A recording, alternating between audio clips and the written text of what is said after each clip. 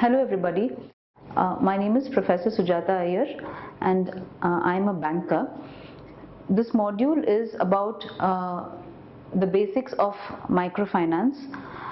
Microfinance is revolutionary in the field of finance today. Let's proceed by learning the basics of this subject. What is microfinance? Microfinance is essentially the supply of loans and other basic financial services to the poor. Every single individual has not only the potential but also the right to have a decent life. This is now a possibility through microfinance. That involves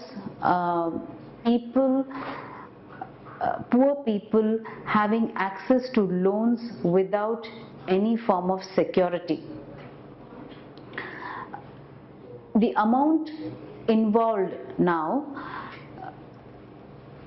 involved these days are small amounts of money, sometimes as low as $500.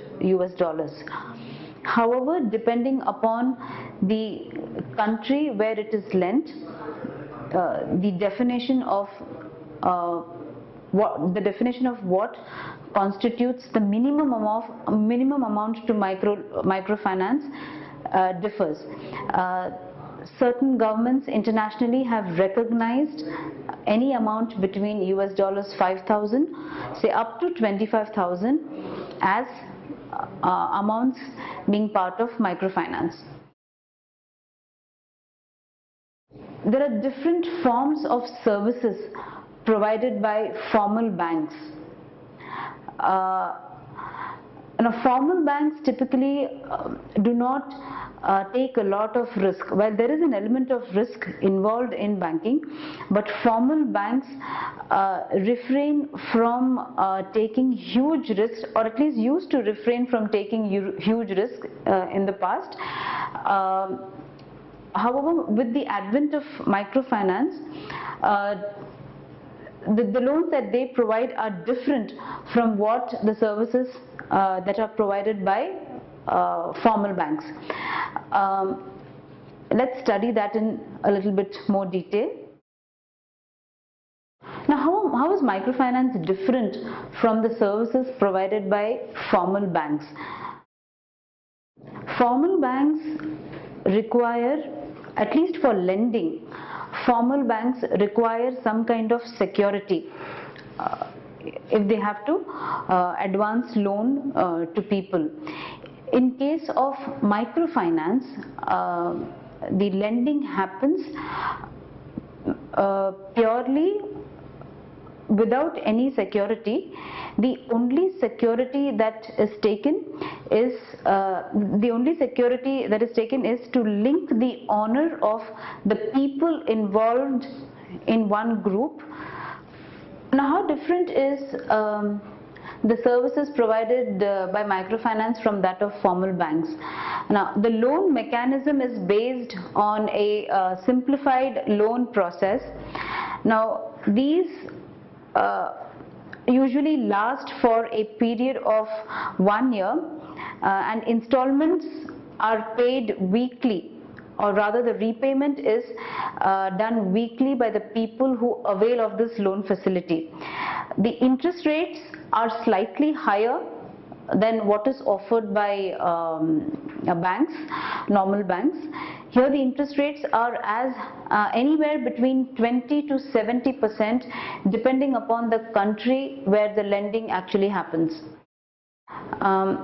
Each loan, since microfinance is given without any security, each loan is associated with a group of 5 to 6 borrowers that provides accountability to keep the borrowers keep accountability of people who have borrowed from their group and ensure that the repayment happens periodically. In other words, because there is a group of people involved, this acts as the only security. The honor of the people within the group is the only security that is provided while lending in the form of microfinance.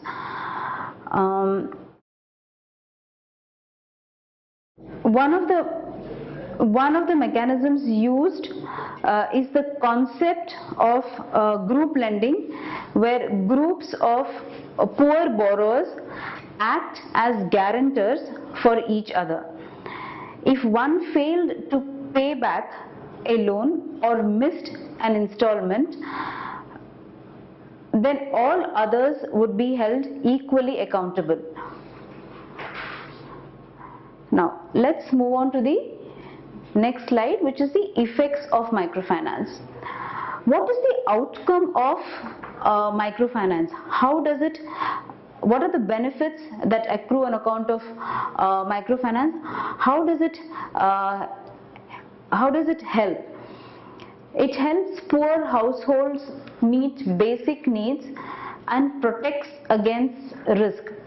The poorest of poor do not have access to loans because commercial banks do not lend without any security, and poor people, for example, even if they have land, more often than not they do not have title to it, so they aren't even able to, they don't have any security. Even the small land that they have, they may not have access, they may not have title to it, so they have no security against which they can borrow. This microfinance helps the poor households meet basic needs and protects against any risk that they may face in the future. The poor are also able to cope with any economic shock that might come from time to time. Say for instance a famine, or if there are floods. Microfinance gives them a good option to recover from such economic shocks.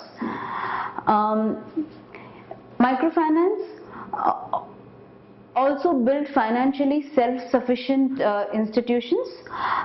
In India itself we have such microfinance institutions today like SKS, Spandana, Spurti. ICICI Bank at one time had a microfinance arm, and so on and so forth. Most of the lending that happens through microfinance is given to women. The general idea behind lending to women is when you lend to a woman, she does not spend just on herself but ensures that she spends it on her family as well. Thereby, along with her, she takes care of the growth of her family.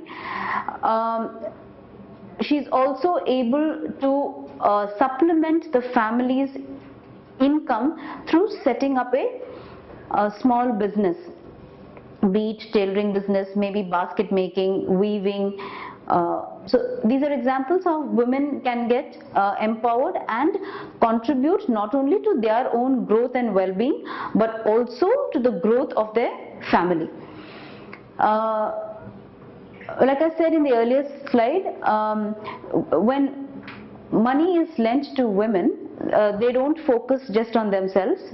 They make sure that their kids are also well educated, and thus microfinance provides better education and educational facilities to people who are very, very poor or on the poverty line.